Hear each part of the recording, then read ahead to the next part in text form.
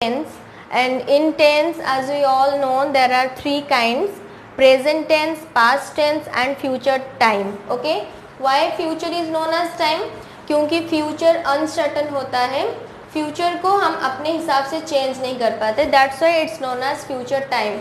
Okay, and is the tense, there are four forms. Okay, so in present tense there are four forms: simple present, present continuous, present perfect and present perfect continuous.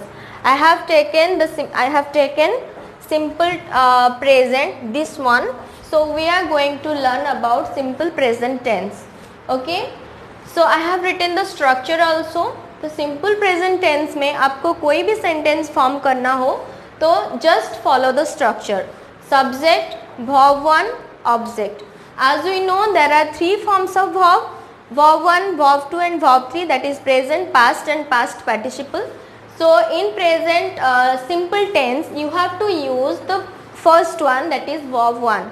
Okay, and simple present tense में आपको जो भी sentence आता है वो may be आपका daily routine में जाता हो, मे बी ये कोई फैक्ट्स है और ये हैबिचुअल एक्शन हो सकता है. इसी तीन ऑप्शन में वो बेस करता है जो कि simple present tense. Okay, so I am taking the first one and here also I have written some subjects, that is singular subjects and plural subjects. Okay, so in singular subject he, she, it और any name can be come, मतलब वो singular होते हैं. And plural subject I, we, they, you. आपको यहाँ पे question आया होगा कि why I and you are consider as plural subject, लेकिन ये एक्सेप्शनल है. आई एंड यू प्लूरल सब्जेक्ट के हिसाब से सारा रूल फॉलोअप करते हैं, तो आपको उसी हिसाब से you have to remember. Okay, so I am taking the subject I here. I wake up early in the morning. Okay, so here the structure is considered, मतलब ये structure को मतलब follow कर रहा है.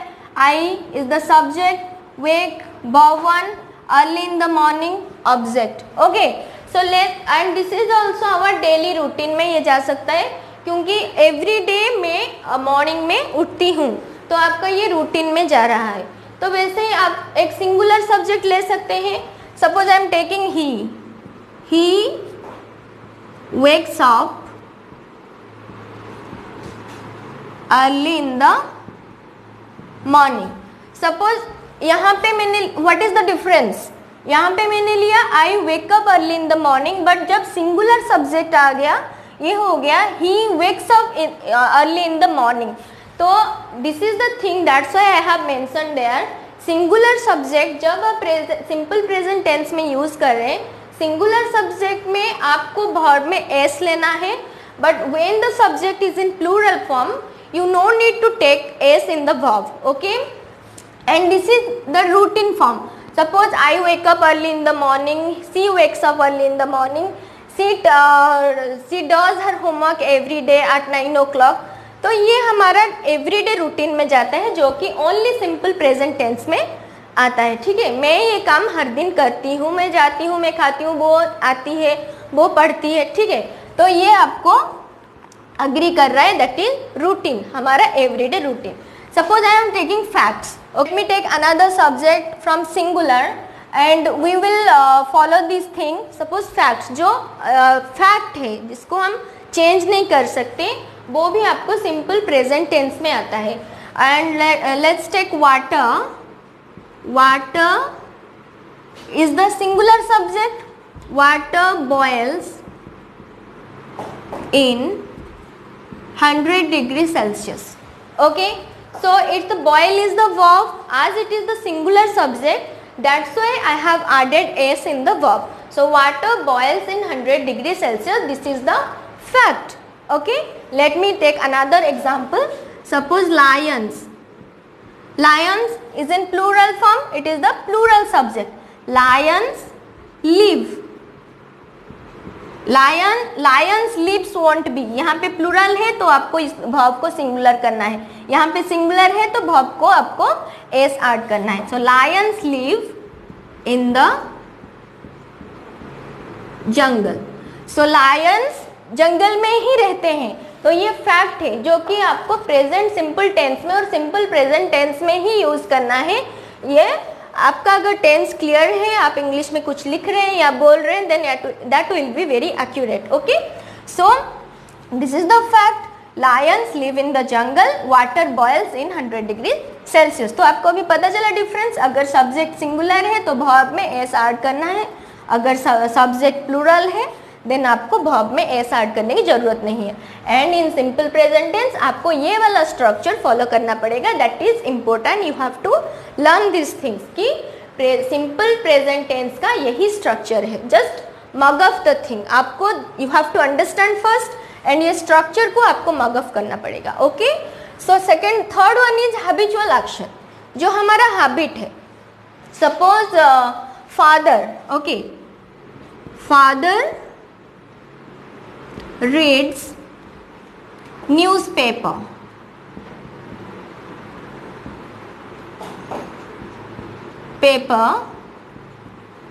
Every day.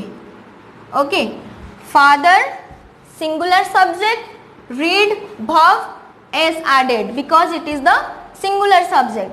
Father reads newspaper is the object. Okay, this is the verb one, this is the subject. तो ये हमारा स्ट्रक्चर को भी अग्री कर रहा है. Father reads newspaper every day, मतलब ये पापा का हैबिट है, हैबिचुअल एक्शन उनका, जो कि वो एवरी डे न्यूज़पेपर पढ़ते हैं. ओके, तो हमको प्रेजेंट सिंपल में आप अगर कोई भी सेंटेंस लिख रहे हैं देन ये स्ट्रक्चर को आपको माइंड में रखना पड़ेगा कि वो स्ट्रक्चर में सब्जेक्ट होगा, वर्ब वन आपको यूज़ करना है एंड ऑब्जेक्ट. एंड सब्जेक्ट जैसा अगर तो subject is in plural form आपको वर्ब में कोई एस ऐड करने की जरूरत नहीं है.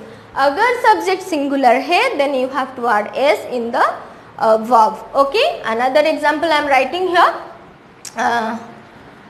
हाँ, my friends play football in the playground.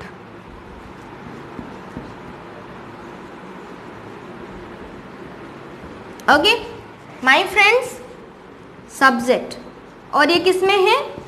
Plural. Okay, that's why यहाँ पे एस की जरूरत नहीं है. My friends play football in the garden, मतलब मेरे दोस्तों को प्लेग्राउंड में फुटबॉल खेलने का एक हैबिट है, वो एवरीडे फुटबॉल खेलते हैं. एंड यहाँ पे फ्रेंड्स प्लूरल हो गया, that's why verb is in singular form. Verb में आपको एस ऐड करने की बिल्कुल भी जरूरत नहीं है. And this is the structure, this is the thing. Just overlook the videos and all and we'll get to know.